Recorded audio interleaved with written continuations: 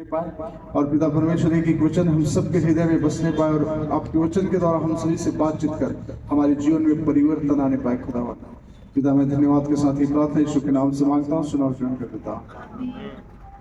हम एक वचन को पढ़ेंगे, यिर्मयाह की किताब उसका 30 अध्याय का 17 पद।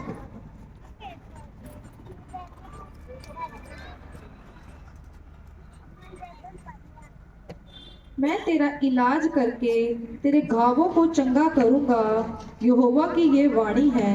क्योंकि तेरा नाम ठुकराई हुई पड़ा है, वह तो सिय्योन है, उसकी चिंता कौन करता है। हालेलुया। परमेश्वर का वचन कहता है कि मैं यहोवा चंगा करने वाला और तेरे घावों को भरने वाला हूँ। कई बार जब मैं प्रार्थना करता हूँ इन बाइबल वर्षों को मैं रिपीट करता हूँ और बताता हूँ, क्योंकि ये बड़े पावरफुल और इफेक्टिव है। हमारे लाइफ में जब यीशु मसीह इस दुनिया में आया, उसने सबसे ज्यादा इन्वेस्ट किस में किया? लेट मी टेल यू, मैं फर्स्ट बताना चाहता हूँ, पिछले संडे में जो मैंने मैसेज तैयार किया था वो मैंने कुछ और विषय में तैयार किया था, उसके साथ मैं फिर शुरुआत करना चाहता हूँ। लेकिन मेरा आज कल रात में मेरा विषय थोड़ा चेंज हो गया। चलो आप लोग बैठो आराम से जल्दी से।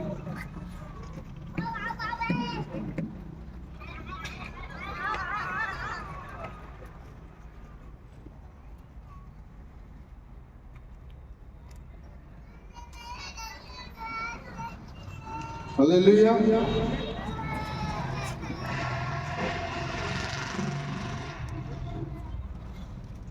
मैंने सोचा था कि आज प्रचार करूंगा एक मिलाप वाला तंबू के बारे में, और फिर मेरा मैसेज थोड़ा परमेश्वर ने कहा कि थोड़ा दूसरा इस मैसेज को अगले सप्ताह में दूंगा, और अभी इस सप्ताह कुछ दूसरा मैसेज देना चाहता हूँ। तो मिलाप वाला तंबू के बारे में एक्चुअली बताना चाहता था कि ये जो तंबू है, ये परमेश्वर के तंबू है। पुराने समय में परमेश्वर हमेशा इजराइलियों के साथ रहते थे। फिर भी प्रभु ने कहा, मैं आप लोगों से मिलना चाहता हूं, तो मेरे लिए एक ऐसा स्थान बनाओ जहां पर्टिकुलरली मैं आपसे मिल सकूं, जहां लोग आए और पापों का क्षमा मांगे, जहां लोग आए मेरे से बातचीत करें, अपने दुख और अपनी तकलीफों को बताएं और मैं उनके दुख और तकलीफों में उनको छुटकारा दूं। तब मूसा ने एक तंबू को बनाया जिसको मिलाप वाला तंबू कहा जाता है। परमेश्वर, जो मिलाप वाला तंबू था, वहां परमेश्वर की बड़ी उपस्थिति होती थी। परमेश्वर वहां पे उपस्थित होते थे उस मिलाप वाले तंबू में, और लोग वहां पे जाते थे और अपने पापों का प्रायश्चित करते थे और अपने बीमारियों से चंगाई प्राप्त करते थे, अपने दुख और तकलीफों को परमेश्वर के सामने शेयर करते थे, उसको बताते थे। तो उस जगह को मिलाप वाला तंबू कहा। जब मैंने इस जगह के बारे में पिछले संडे प्रभु ने मुझे बात किया, कहा कि ये जो तंबू हम लगा के यहाँ पे आराधना कर रहे हैं, ये सेम पुराने समय के जो मिलाप वाला तंबू का एक स्थान है जहाँ परमेश्वर लिटरली जहाँ रहता था। लेकिन आज परमेश्वर यहाँ पे हमारे बीच में उसकी उपस्थिति। तो जब हम यहाँ पे आते हैं तो एक अपने दुखों को लेकर, अपनी बीमारियों को लेकर, अपने संकट और समस्याओं को लेकर आते हैं और परमेश्वर के सामने रखते हैं। परमेश्वर उसे दूर करता है। लेकिन मैं अभी इसके बारे में बताने नहीं जा रहा हूँ। मैं अगले सप्ताह में इस विषय के बारे में बताऊंगा। मिलाप वाले तंबू के बारे में मैं अगले संडे प्रचार करूंगा। तो आप रेडी होके आए कि आपको क्या अच्छा सुनने को मिलेगा, क्योंकि मिलाप वाले तंबू का मतलब परमेश्वर की उपस्थिति, और लोग वहां जाते थे अपने पापों से क्षमा पाने के लिए, बीमारियों से चंगाई पाने के लिए और तकलीफों से छुटकारा पाने के लिए। परमेश्वर उनसे आमने सामने बातें किया करता था। लेकिन आज में जो वचन हमने पढ़ा कि प्रभु कहता है कि मैं यहोवा चंगा करने वाला और तेरे घावों को भरने वाला हूँ। आज परमेश्वर कहता है कि हम बहुत सारे लोग कई प्रकार के घाव से ग्रसित हैं। एक घाव सिर्फ एक चोट लग जाने से वो घाव नहीं होता है। कई ऐसे घाव हमारे लाइफ में हैं जो हमें जीना मुश्किल कर देता है। मतलब पूर्ण तरह से डिस्ट्रॉय हो चुका है, माइंड खराब हो गया है, काम नहीं कर रहा है, शरीर में बीमारियां हैं, परिस्थितियां ठीक नहीं है, आर्थिक कमजोरियां हैं, बहुत सारे ऐसी तकलीफें हैं जो घाव को लेकर आप चल रहे हैं। आज परमेश्वर कहता है उन घावों को मैं भरने वाला हूँ। हमारे जीवन में बहुत सारे ऐसे घाव हैं जिसको हम लेकर चलते हैं। यिर्मयाह को जिस समय प्रभु ने कहा कि मैं तेरे घावों को भरूंगा और तुझे चंगा दूंगा, उस समय ऐसी परिस्थिति थी कि यिर्मयाह के समय में इजराइली लोग तिरस्कृत किए गए थे। Physically, they were rejected. Emotionally, they were rejected. They had no hope in their lives. परमेश्वर कहता है I give you hope, I will restore you. परमेश्वर एक रिस्टोरर है। God is a God who restores us. परमेश्वर आपको अपनी पुरानी दशा में रिस्टोर करना चाहता है। और इस्राएलियों को परमेश्वर कहता है I will restore you. You have been rejected by the people, you have been rejected by your own people, you are discriminated by your society, but I will restore you. परमेश्वर कहता है कि आप एक ऐसे अवस्था में हो, अपने लोगों के द्वारा, अपने समाज के द्वारा, अपने रिश्तेदार के द्वारा, अपने सगे संबंधियों के द्वारा आप तिरस्कृत किए गए हो, आप रिजेक्ट किए गए हो, आप नीचा दिखाए गए हो, आपकी बातों की कोई वैल्यू नहीं है, आप अपने आप को नीचा समझ रहे हो, लेकिन this is the time that I am going to restore you. परमेश्वर कहता है लेकिन ये एक समय है, मैं आपको रिस्टोर करूंगा। परमेश्वर आज आपको रिस्टोर करना चाहता है, आपको पुनः स्थापित करना चाहता है। आपने अपनी आशाओं को खोया है, निराशाओं में जीवन व्यतीत कर रहे हैं, हताश में जीवन व्यतीत कर रहे हैं। आज आपको लग रहा है कि आज आपके सामने कोई आशा दिखाई नहीं दे रहा है, कोई ज्योति दिखाई नहीं दे रहा है, चारों तरफ अंधेरा ही अंधेरा है, चाहे कोई रास्ता, कोई दरवाजा दिखाई नहीं दे रहा है। परमेश्वर कहता है I am going to open a new door for you. परमेश्वर कहता है मैं आपके लिए एक नए दरवाजे को खोलूंगा, मैं आपके लिए एक आशा का किरण को उंडेलूंगा। इसलिए परमेश्वर कहता है I will restore you, I will heal you and heal your wound. आपके घाव को मैं भरूंगा, मैं आपकी बीमारी को चंगा करूंगा और आपके घाव को भरूंगा। फिजिकली वुंड, कई बार हमारे शरीर में जो शारीरिक उंड होता है, उंड मतलब घाव, जो कट गया, कहीं पे चोट लगे, वो है, परमेश्वर उसको भरने की बात करता है। इमोशनली उंड, कई बार हम emotionally we are torture by the people. आप ऑफिस में काम कर रहे हैं, बहुत सारे ऑफिस में ऐसे होते हैं जो अधिकारी होते हैं, आपको टॉर्चर करते हैं इमोशनली, एक्स्ट्रा वर्क देना, अननेसेसरी कामों में लगाना, अननेसेसरी ब्लेम करना, और आप इमोशनली टॉर्चर होते हो। कई बार हम स्पिरिचुअली टॉर्चर होते हैं, स्पिरिचुअली उंड होता है हमारे अंदर, आत्मिक उंड, जो आत्मिक तरीके से जो घाव हमारे अंदर है, परमेश्वर कहता है उसको भी मैं चंगा करूंगा। और होता है हमारा कई वर्ड है जो दूसरों के द्वारा हमें चोट पहुंचाए, कई शब्द है, word, we are wounded by the words of others। कई बार जो दूसरे के शब्द है जो हमें बोला गया है, वो शब्द बार बार हमारे दिमाग में घूमता रहता है और वो हमें तकलीफ देता है, हमें सोने नहीं देता, हमें चलने नहीं देता। जब भी हम कुछ काम करेंगे, कहीं जाएंगे, तो शब्द, उस व्यक्ति का चेहरा, वो शब्द हमें याद आता है और हम घायल हो जाते हैं। परमेश्वर कहता है इन तमाम चीजों से I am going to heal you. परमेश्वर कहता है इन तमाम चीजों से मैं आपको चंगा करने के लिए जा रहा हूँ। मेरे प्रियो, आज आपके लाइफ में शायद आप फिजिकली उंड होगा, फिजिकली आपके अंदर कोई घाव हो, या इमोशनली आपको कोई टॉर्चर या कोई घाव आपके लाइफ में है, या फिर आप स्पिरिचुअली तरीके से या फिर इमोशनल तरीके से आप उंडे हो। परमेश्वर कहता है आज मैं उसको हील करने के लिए जा रहा हूँ। So believe the Lord is going to heal you today and you will receive the great miracles because God is still a restorer। हम जब कोई आशा नहीं रखता, जब सब कुछ खत्म हो चुका है, सब कुछ चला गया, हमें लगता है कि अब हमारे लाइफ में कुछ होने वाला नहीं है, अब चारों तरफ अंधेरा ही अंधेरा है, कहीं कोई रास्ता दिखाई नहीं दे रहा है, ऐसी परिस्थिति में कहता है I am the still Lord who restores you. परमेश्वर कहता है मैं अभी भी वही परमेश्वर हूं जो आपको पुनः स्थापित कर सकता हूं, आपकी पुरानी अवस्था में ला सकता हूं, आपकी पुरानी दशा में मैं फिर से आपको रिस्टोर कर सकता हूं। इसलिए जरमिया की किताब में प्रभु ने कहा कि I am the Lord who heels you. परमेश्वर कहता है मैं एक यहोवा जो तुझे चंगा करने वाला हूं। आज परमेश्वर आपको चंगाई देगा, सिर्फ शारीरिक तरीके से नहीं, इमोशनल तरीके से, इमोशनल, स्पिरिचुअल, और शब्द जो दूसरों ने आपके विषय में कही होगी और जो शब्द आपको दुख पहुंचाता है, जिन शब्दों को कई साल पहले कहा होगा, कई दिन पहले कहे होंगे, वो शब्द आपके माइंड में घूमता है, वो आवाज आपके माइंड में घूमता होगा और आपको दुखी पहुंचाता है और आप सो नहीं पाते, आपको डिस्टर्बेंस होता है, आप कई बार उन शब्दों को याद कर करके अपने परेशान हो जाते हैं। परमेश्वर कहते हैं इन तमाम चीजों से मैं आपको छुटकारा दिलाने के लिए जा रहा हूँ। हालेलुया। क्योंकि जो जर्मिया का किताब है इसको कहते हैं the book of consolation. Book of consolation का मतलब है एक सांत्वना भरी किताब। इजराइलियों के लिए उस समय अवस्था ऐसा था कि चारों तरफ अंधकार ही अंधकार था, कोई जस्टिस नहीं था, सब एक दूसरे के बारे में बुरा बोलना, कभी किसी के साथ कोई खड़ा नहीं होना, सब तिरस्कृत किए हुए लोग थे। उस अवस्था में प्रभु ने ये वचन को जर्मिया के द्वारा इजराइलियों के पास भेजा कि उनको बताओ कि I am the Lord who healeth you. मैं एक परमेश्वर हूँ जो तुझे चंगा करता हूँ। हालेलुया। आज परमेश्वर आपके लाइफ में भी यही करने के लिए जा रहे हैं। शायद आपको लगता होगा कि शायद आपके जो घाव है वो बड़ा गहरा है, क्योंकि यिर्मयाह 30 का 12-15 पढ़ते हैं, उसमें कहते हैं God says their wound was incurable, humanly impossible. उनकी जो घाव है उससे असाध्य रोग लगाए जो कभी मनुष्यों के द्वारा चंगाई नहीं मिल सकता। हमारे लाइफ में भी कुछ ऐसा घाव है जो मेडिकल से चंगाई नहीं मिल सकता। कुछ ऐसे घाव हमारे लाइफ में किसी लोगों के द्वारा, किसी के शब्दों के द्वारा, किसी कार्यों के द्वारा, चाहे वो किसी के धोखा देने के द्वारा, किसी ने नुकसान पहुंचाने के द्वारा, कई ऐसे घाव हमारे लाइफ में है जो मनुष्य उसका समाधान नहीं कर सकता। इट्स इनक्यूरेबल, असाध्य रोग। क्योंकि यिर्मयाह का 30 अध्याय का 17 पद पढ़ते हैं, वहां पे पता चलता है कि they were called an outcast, forgotten and despised. वे आउटकास्टेड थे, मतलब वो समाज से बाहर किया हुआ लोग, उनको समाज से दूर कर दिया गया था और इसलिए वे सभी लोग दुखी थे, निराश थे। लेकिन परमेश्वर कहता है आई विल रिस्टोर यू, मैं आपको पुनः स्थापित करूंगा। क्योंकि जो दर्द, जो तकलीफ, जो समस्या, जो वेदनाएं आप होकर जा रहे हैं अपने लाइफ में, उन तमाम चीजों से मैं तुझे छुटकारा देने वाला परमेश्वर हूं। क्योंकि परमेश्वर हमारे God promises restoration in every areas of our lives, like spiritual, emotional, physical, social, family and future.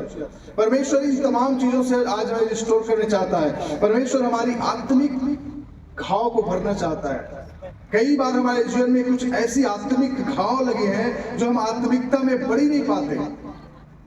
कुछ घाव होते हैं ना, घाव को कितना भी कोशिश कर लो ठीक ही नहीं होता और बढ़ते जाता है। हमारी घाव आत्मिकता में कुछ ऐसे है जो हमारी आत्मिकता को धीरे धीरे खा रहा है, वो खत्म कर रहा है। उस घाव को आज खत्म करने की जरूरत है। परमेश्वर कहता है आई विल रिमूव इट। परमेश्वर God will deliver you from that spiritual you wounded.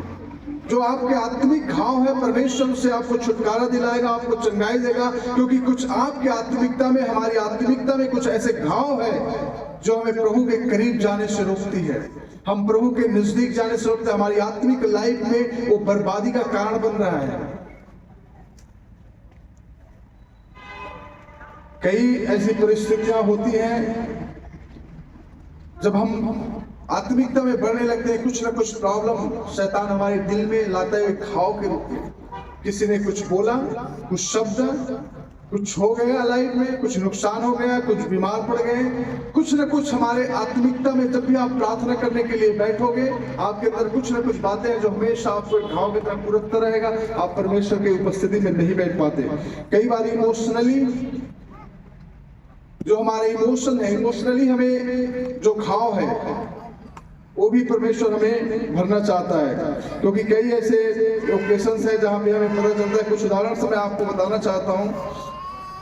Ayub के लाइफ में,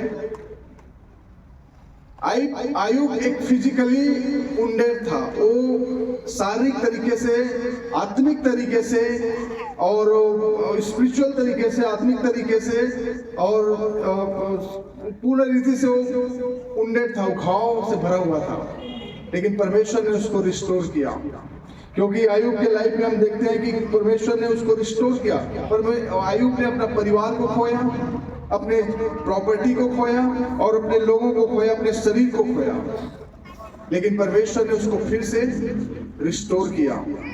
परमेश्वर ये बताना चाहता है कि जो बिगिनिंग्स हमारे लाइफ में हो रहा है, आज जो कुछ भी आपने खोया है उसको परमेश्वर सामर्थ्य है और रिस्टोर करने का। और आयुब ने जो खोया था, क्या खोया था? अपने परिवार को खो दिया, अपने प्रॉपर्टी को खो दिया, अपने शरीर को खो दिया। वो फिजिकल तरीके से, स्पिरिचुअल तरीके से, मेंटल तरीके से, इमोशनल तरीके से पूर्ण तरह से घाव से भरा हुआ था। सिर्फ वो फिजिकल घाव नहीं था, उसके अपने ही लोगों ने सबसे ज्यादा दुख दिया। कई बार हमारी लाइफ में होता है, हमारे जो अपने परिवार के लोग होते हैं वो सबसे ज्यादा दुखी देते हैं। बाहरी लोग से तो आप इजीली आप हैंडल कर सकते हो, लेकिन जो परिवार के लोग हैं, आपके परिवार के सदस्य हैं, उनको हैंडल करना कई बार बहुत मुश्किल हो जाता है। और सबसे ज्यादा आपको तकलीफ देने वाला, आपको दुखी देने वाला, आपको रुलाने वाला आपके परिवार के लोग हैं। दूसरे लोगों से आपको दुखी नहीं होगा। दूसरे लगा आप अगर आपको कुछ बोलेगा आप उसको लड़ोगे, आप झगड़ा करोगे, आप कुछ भी कर सकते हो और उसके बाद का आपको माइंड भी नहीं होगा। लेकिन अगर आपके परिवार के लोग आपको बोलेगा तो उसको आप जवाब दे सकते हो, ना उसके साथ आप लड़ सकते हो, वो आपके अंदर एक घाव बनता जाता है और ये घाव बड़ा ही भयानक होता है। अय्यूब के लाइफ में यही था, जब वो विपरीत परिस्थितियों से होकर जा रहा था, सबने छोड़ दिया, उसके नौकर, उसके पत्नी, उसके आसपास के लोग, रिश्तेदार, सबने छोड़ दिया। एक समय था जब वो दुख में है, जो तकलीफ में है, लोग उनके पास आते, उनसे बातें करते, उनके साथ सलाह बैठते, उनसे पूछते उसका हाल क्या है, तो लोग उस पर दोष लगाने लगे।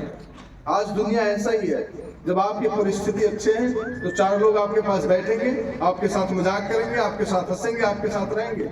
लेकिन जब आपकी परिस्थिति खराब होगी तो आपके पीछे बैठने वाला, आपसे बातें करने वाला, आपके साथ हंसी मजाक करने वाला कोई नहीं होगा।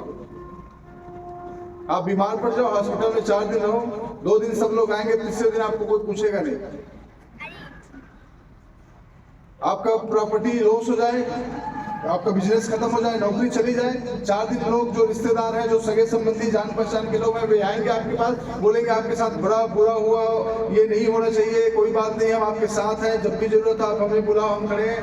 आके 2 दिन 4 दिन बोलेंगे, उसके बाद 10 दिन होने के बाद 11वें दिन आपको कोई दिखाई नहीं देगा। ये सच्चाई और रियलिटी है, अय्यूब के लाइफ से हमें सीखने को मिलता है। ये दूसरे की बात नहीं कर रहा हूं, आपका खुद का परिवार का लोग नहीं आएगा, आपका बेटे और आपकी बेटियां नहीं आएंगे, आपके पति या आपके पत्नी नहीं आएंगे आपके पास। क्योंकि जब तक आप अच्छे हो, जब तक आप स्वस्थ हो, जब तक आपके पास प्रॉपर्टी है, धन है, दौलत है, टैलेंटेड हो, सब लोग आपके पास आएंगे। जहां ये चीजें जाएंगी, लोग आपसे नफरत करेंगे। तो ये भी एक प्रॉब्लम जो अय्यूब के लाइफ में था। तो इमोशनली, फिजिकली, स्पिरिचुअली वो वुंडेड था, वो घाव से भरा हुआ था। He was wounded emotionally, spiritually and physically. परमेश्वर कहता है आई विल रिस्टोर यू। परमेश्वर कहता है मैं तुझे रिस्टोर करूंगा। अगर आपके लाइफ में ऐसा है, कई बार हम अपने परिवार के द्वारा, अपने लोगों के द्वारा, कई ऐसी बातों हमारी लाइफ में होता है जो हमें घात पहुंचाता है, जो हमें चोट पहुंचाता है। परमेश्वर कहता है I will restore you. Yusuf एक सबसे बड़ा उदाहरण है। जब यूसुफ ने अपने भाइयों को अपने दर्शन के बारे में बताया कि मैंने एक दर्शन देखा है कि सारी कुलें खड़ा होकर मेरा कुल के सामने नमस्कार कर रहा है। उनके भाई कौन थे? उनके अपने भाई थे।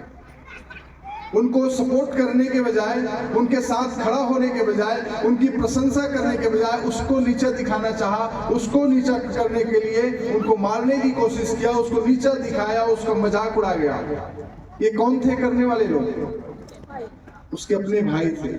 आज के समय में जो आपको स्पिरिचुअली डाउन कोई कर रहा है, मिनिस्ट्री में ग्रोथ नहीं हो पा रहा है, आप प्रभु में स्पिरिचुअली नहीं बन पा रहे हो, इसका कोई बाहरी लोग कारण नहीं है, आपका अपना परिवार के लोग, जिसके कारण से तो आप परमेश्वर के साथ बैठ सकते हो, नहीं आप परमेश्वर की मिनिस्ट्री में कुछ कर सकते हो, नहीं आप परमेश्वर की सेवकाई के लिए कुछ कर सकते हो, नहीं अपना शरीर को परमेश्वर की सेवकाई के लिए लगा सकते हो। कई लोग टेंट लगाने आते हैं, कभी आते हैं कभी नहीं आते हैं। कारण क्या यही है, आप तो तैयार है लेकिन दूसरा तैयार नहीं है। कौन है वो? आपके घर के सदस्य। तो ये कहने का मतलब है कि आपको एक ऐसा लोग जो प्रभु से पीछे खींचने वाले हो, आज के समय में वो दूसरे लोग नहीं, हमारे परिवार के लोग हैं जो आपको प्रभु में बढ़ने से रोक रहा है। आप कुछ करना चाहते हो, जब भी कुछ आप प्लानिंग करो कुछ अच्छा करने के लिए, आप देखा आपके लाइफ में, आपके घर में कुछ विद्रोह हो जाएगा। अगर आप रियली में स्पिरिचुअल हो, आप प्रभु के प्रति समर्पित हो और आप कुछ प्रभु के लिए करने के लिए सोचो, कुछ न कुछ कला होगा आपके घर में। क्योंकि कुछ जो दुष्ट आत्मा है जो घर में काम करती है, क्योंकि वो नहीं चाहता कि कोई प्रभु में आगे बढ़े। तो ये चीज को आप समझने की जरूरत है कि परमेश्वर चाहता है कि रिस्टोर करना चाहता है, हमें आगे बढ़ाना चाहता है, लेकिन हमें उन्हें रेसिस्ट करना है। और शैतान बड़ा चालाक है इस बात, क्योंकि जो यूसुफ को मारने के लिए किसको इस्तेमाल किया गया? उसके अपने भाई लोग। दूसरों से तो बच सकता है, दूसरों से तो झगड़े कर सकता है, लड़ाई कर सकता है, लेकिन खुद का भाई अगर मारना लगे तो क्या होगा? जब पोतीफर की वाइफ ने यूसुफ पर दोष लगाया तो उसको उतना दुख नहीं लगा होगा, क्योंकि वो दूसरे थे। जितना उसको अपने खुद के भाइयों ने मारने के लिए गड्ढे में डाल दिया। आज हमारे लाइफ में हमें सबसे ज्यादा दर्द मिलता है, जो तकलीफ मिलती है, वो बाहर से नहीं बल्कि हमारे अपने परिवार से मिलता है, अपने रिश्तेदारों से मिलता है, अपने सगे संबंधी और अपने करीबी लोगों से मिलता है। तो आप इस बात को हमेशा याद रखना, जिसको आप अपने सबसे ज्यादा करीबी समझते हो, अपना पति, अपना पत्नी, अपना बेटा, अपना बेटी, अपना भाई, अपना बहन, अपना माता पिता, यही लोग आपको सबसे ज्यादा दुख देते हैं लाइफ में। परमेश्वर कहता है I will deliver you, I will heal you. आज परमेश्वर हमें चंगाई देना चाहता है, क्योंकि यूसुफ को मारने वाले कोई और नहीं थे, यूसुफ को गड्ढे में डालने वाले कोई और नहीं थे, उसके अपने भाई थे। लेकिन परमेश्वर का प्लान डिफरेंट होता है।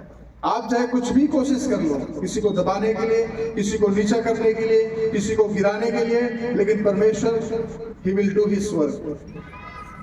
बहुत सारे कोशिश, अपनों ने कोशिश किया, बाहरी वालों ने कोशिश किया, लोगों ने कोशिश किया, लेकिन परमेश्वर कहता है आई विल डिलीवर यू। परमेश्वर ने उसको जेल से छुड़ाया और प्रधानमंत्री बनाया। God is going to do the same thing in your life today.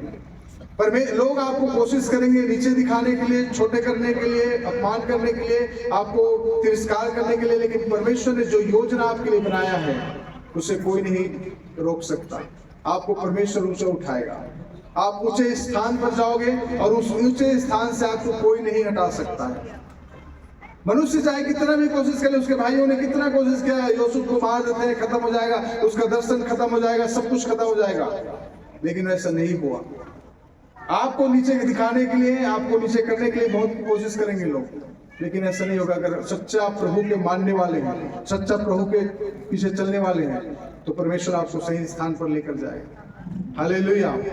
मैं उन लोगों की बात नहीं कर रहा हूँ जो दिखाने का काम करता है। एक बार मैं जब बाइबल कॉलेज में पढ़ता था तो एक लड़का था, बहुत ही स्पिरिचुअल था, सबको लगता था ये बहुत ही स्पिरिचुअल है, मतलब बहुत ही प्रार्थना करने वाला व्यक्ति था, लेकिन उसका बाइबल कॉलेज में किसी के साथ नहीं बनता था। ऐसा कोई व्यक्ति नहीं था जिसके साथ उसका झगड़ा नहीं होता था।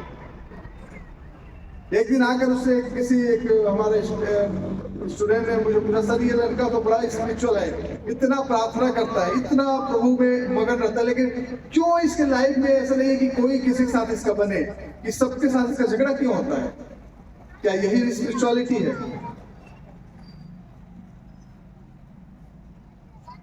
उसको लगता है कि वही एक आत्मा में है, उसको लगता था वही एक। मैंने उस लड़के को बुलाया और मैंने पूछा, भाई क्या बात है, तेरा कंप्लेन आ रहा है कि तू सबके साथ झगड़ता रहता है? वो कहते हैं कि ये एक एक लड़के का नाम बताया, बोला उसके अंदर ये प्रॉब्लम, उसके अंदर ये प्रॉब्लम, उसके अंदर ये प्रॉब्लम, उसके अंदर ये प्रॉब्लम, मतलब सबका बुराई उसने बताया। और कहने का मतलब उसका ये था कि सिर्फ यहाँ कोई इच्छा है तो मैं ही हूँ।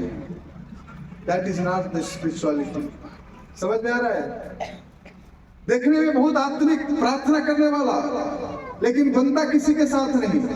और जब उसको पूछा गया तो कहता है ये सारे जितने बैठे यहाँ लोग, जितने मेरे साथ क्लासमेट हैं, ये सब के सब गंदे हैं, सोच कर रखने वाले बुरे हैं, सबका अलग अलग गलतियां उसने बताने लगा। और उसका कहने का मतलब ये था कि यहाँ अगर कोई अच्छा व्यक्ति है तो मैं हूँ, मेरे सिवा कोई नहीं है।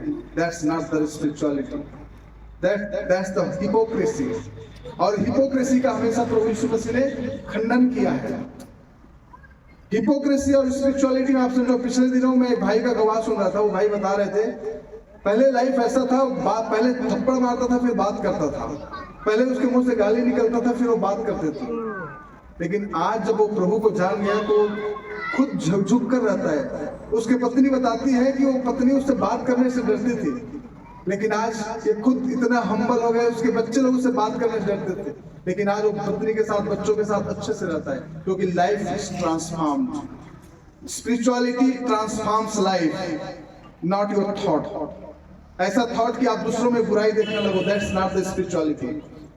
जब आप एक आत्मिक व्यक्ति बनते हो, पवित्र आत्मा से भरते हो, परमेश्वर की आत्मा जब आपके अंदर काम करेगा तो आप लोगों की बुराइयों को नहीं देखोगे, आप हर लोगों के अंदर में अच्छाइयों को देखना शुरू करोगे। यीशु मसीह अगर बुराइयों को देखा होता तो किसी 12 चेलों को नहीं वो इकट्ठा किया होता। 12 चेलों में क्या खूबियां थी? कुछ खूबी थे उसमें? कुछ खूबी नहीं थी। 12 चेलों के अंदर में उसने उनकी कमी घटियों को नहीं देखा, बल्कि उनकी पोटेंशियलिटी को देखा कि आगे चलकर वो क्या बन सकता है। अगर आज हम लोगों को जज करने लग जाए, मदर टेरेसा ने कहा, इफ यू जज people you don't have time to love people, if you जज people you can not love people. हम अगर लोगों को जज करेंगे उसको, तो हम किसी को प्रेम नहीं कर पाएंगे, क्योंकि यहाँ बैठे इंक्लूडिंग मी, मुझे मिलाकर हम में सबके अंदर में कुछ ना कुछ कमी घटी है। अगर मैं जज करने लगूं तो हम में से कोई भी लोग परमेश्वर के योग्य नहीं है। आप मेरे योग्य नहीं हो, मैं आपके योग्य नहीं हूं। तो परमेश्वर ने हमें बुलाया जज करने के लिए नहीं, बल्कि हमें हमारे लाइफ ट्रांसफॉर्म होने के लिए। तो आप सोचो एक स्पिरिचुअलिटी क्या है। जब आप प्रभु में जितने ज्यादा क्लोज जाओगे, प्रभु में जितने ज्यादा आप बढ़ोगे, आपके लाइफ में वो ट्रांसफॉर्मेशन आएगा, वो चेंजेस आएगा, वो बदलाव आएगा। इजराइलियों में क्या था? स्पिरिचुअल थे, चुने हुए। प्रभु कहते हैं ये मेरे चुने हुए लोग हैं, मेरे चुने हुए प्रजा है, लेकिन उनकी लाइफ क्या थी? कोई परिवर्तन नहीं लाइफ में। प्रार्थना तो करते थे, आराधनालय भी जाते थे, ताली भी बजाते थे, गाना भी गाते थे, सब कुछ था, लेकिन कोई चेंजेस नहीं था। वो घाव उनके लाइफ में था, स्पिरिचुअल घाव। परमेश्वर ये नहीं चाहता कि आप एक आत्मिकता का चोला बनो, आत्मिक बनो, आत्मा का फल आपके अंदर रहे, ये परमेश्वर चाहता है। जब हम बात करते हैं चर्च की, तो चर्च क्या है?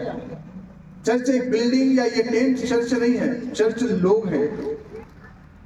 और प्रभु यीशु मसीह जब इस दुनिया में आया, वो यही सिखाने लगा कि आज जितने लोग हैं जो फोकस करते हैं हमारी चर्च की बिल्डिंग की साइज कितनी बड़ी होनी चाहिए, कैसा लाइट लगना चाहिए, कैसा साउंड सिस्टम होना चाहिए, कितने अच्छे म्यूजिक प्लेयर होने चाहिए, इन पर हम इन्वेस्ट करते हैं, लेकिन लोगों पर इन्वेस्ट नहीं करते। और यही कारण है कि आज इतने लोग होने के बावजूद भी हम कुछ भी नहीं कर पा रहे हैं। यीशु मसीह ने 12 लोगों को चुना और 12 लोगों की लाइफ में इन्वेस्ट किया।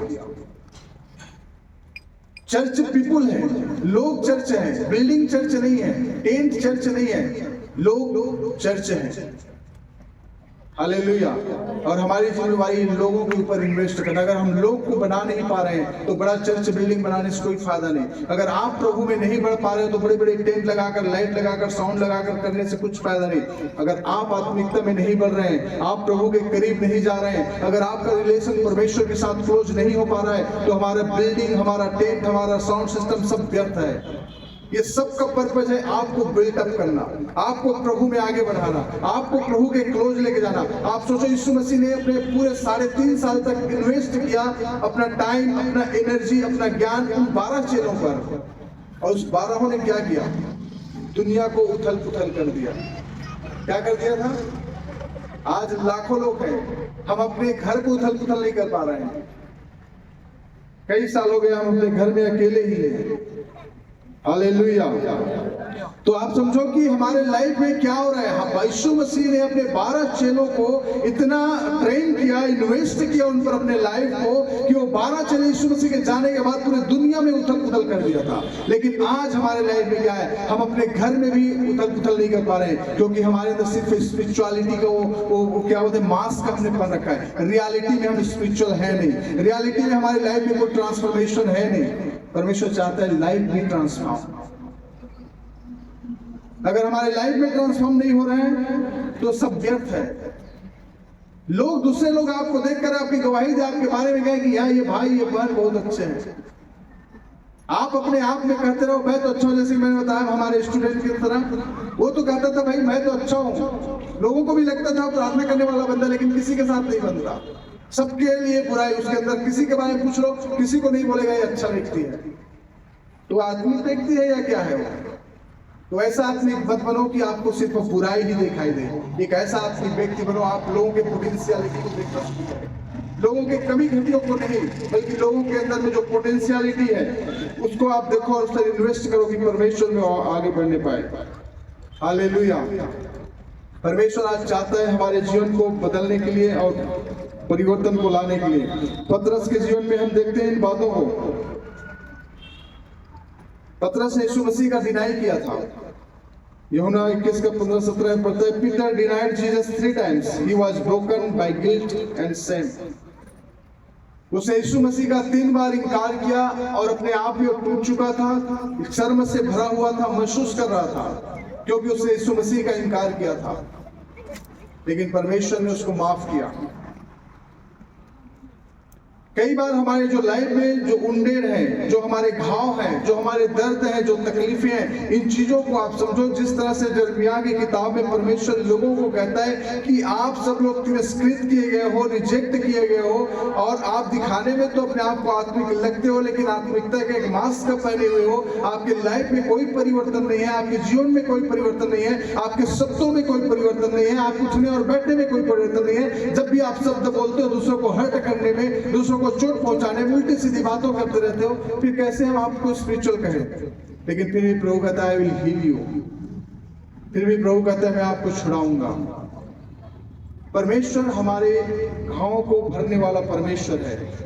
मेरे प्योर लाइफ में बहुत सारे ऐसे लोग हैं, बाइबल में उदाहरण है, चाहे वो यूसुफ है, चाहे वो अय्यूब है, हन्ना है, पतरस है, ये सब लोग घाव, इनके अंदर में घाव भरा हुआ था। यूसुफ अपने भाइयों के द्वारा उसको घाव मिला, अय्यूब को उसके पत्नी के द्वारा एक बड़ा घाव मिला, पीटर को अपने किए हुए बातों पर शर्मिंदा होना पड़ा क्योंकि उसने यीशु मसीह का इनकार किया। हन्ना को समाज के द्वारा बड़ा घाव मिला था कि उसको मजाक उड़ाते थे, उसका बच्चा नहीं था।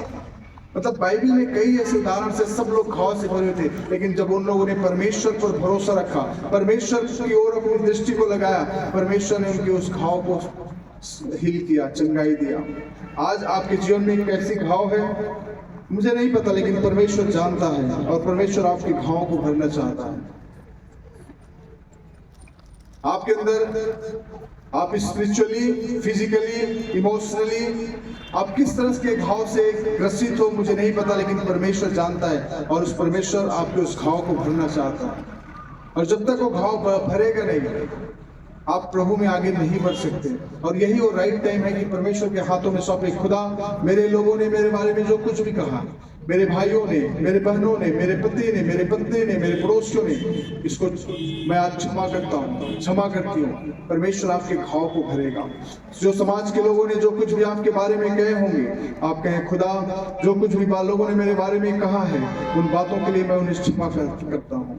पतरस की तरह कहे, खुदा मैंने आपके कई बार इनकार किया, 3 बार पतरस ने इनकार किया, कहा, लेकिन लास्ट में जब उसे क्षमा मांगा, प्रभु ने उसको क्षमा किया। मेरे प्रिय, आज हमारे घाव कितने भी भयानक क्यों ना हो, कितना भी गहरा क्यों ना हो, परमेश्वर कहता है कि I am the Lord who heal thee. मैं एक ऐसा परमेश्वर हूँ जो तुझे चंगा कर सकता हूँ। आइए हम सभी लोग अपने स्थानों में खड़ा हो जाएंगे, अपनी आंखों को बंद करें और सुने हुए वचन पर ध्यान दें। इस वचन को अपने जीवन में लेकर जाएं। कोई इधर उधर ना देखें, अपनी आंखों को बंद करें।